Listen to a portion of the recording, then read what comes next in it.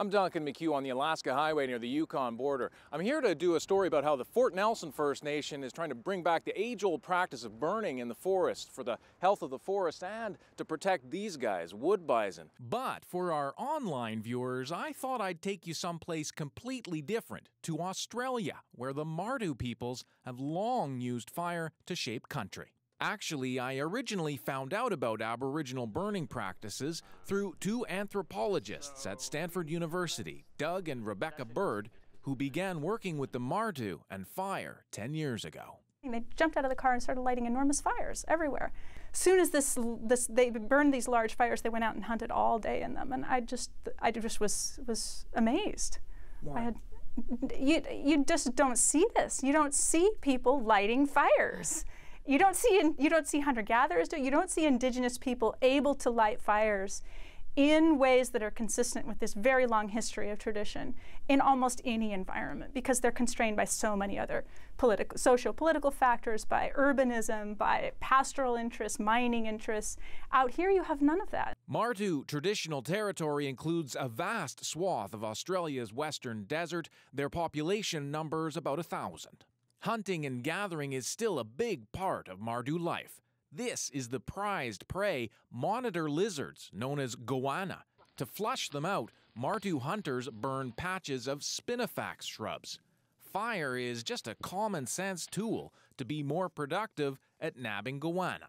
You have your highest productivity. It's like 5 times higher if you go to a long unburned patch and burn it off. If you try searching through that grass, you get about 130 calories per hour. If you burn it off in that same patch of grass, you get 1,500 calories per hour. So it's a huge boost. You just simply can't see through all that grass. But the Martu hunting fires have a dramatic impact on desert ecology, encouraging a cycle of vegetation growth, which in turn acts as feed for everything from kangaroos to turkeys. On a daily basis in Martu country, there's probably no more than 100 people that are out there, hunting and gathering in an area the size of the state of Wyoming, right?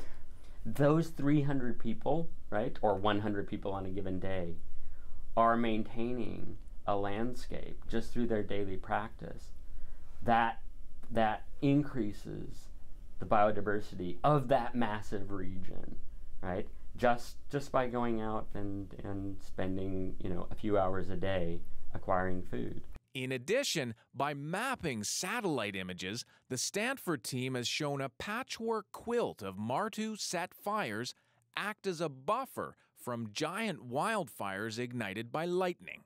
The outcome are these landscape patterns that are real different if people are utilizing it in those areas than if you just have a lightning-driven fire regime, because they're breaking that country up, right? Providing more heterogeneity both within patches and between patches, and that serves to buffer against these climate-driven wildfires. In other words, these intentionally lit hunting fires are critical to the health of the desert environment. We really do need to pay very close attention to Aboriginal ecological knowledge and practice associated with them. None of those are incorporated in formal ways into land management strategies. That's changing in northern Australia, where Aboriginal landowners are teaming up with park rangers to fight wildfires. Controlled burns like this have cut in half the amount of land burned by wildfire. Is that the California state grass? Meanwhile, back in California, Doug Bird hopes lessons learned from the Martu can benefit North American land managers. He's helping Native American burning projects, like this one led by Don Hankins, who's bringing back fire to this valley near Chico to fight invasive plant species. This is amazing, and what Don is doing here in terms of habitat restoration is really cool. But what would that look like when it's expanded to an entire country and landscape, and what does it take to do that? And we'll explore what it looks like to bring fire to the landscape in northern British Columbia in our full feature on The National. For The National Online, I'm Duncan McCue.